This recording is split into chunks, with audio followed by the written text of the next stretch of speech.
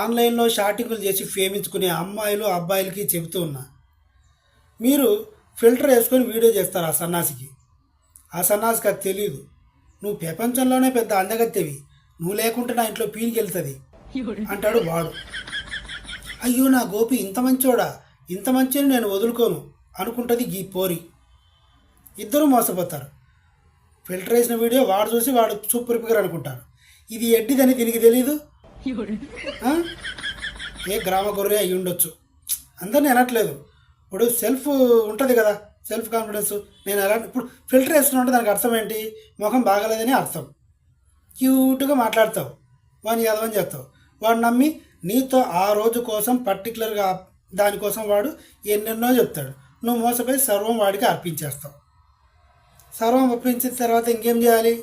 వాడు బ్రేకప్ అంటాడు, నువ్వు ఏడుస్తావు, లేదా ఇంకొకరిని పెళ్లి చేసుకుంటావు. తర్వాత వాడిని లేపేస్తావు, పూడ్చిపెడతావు. ఇది జీవితం. కనిపించేదంతా నిజం కాదు. ఆన్లైన్ చాటింగ్లు ప్రేమలు కాదు. దయచేసి పెద్దవాళ్ళు చెప్పిన పెళ్ళిళ్ళు చేసుకొని తగలబడండి, బతుకుతారు కొంతకాలం.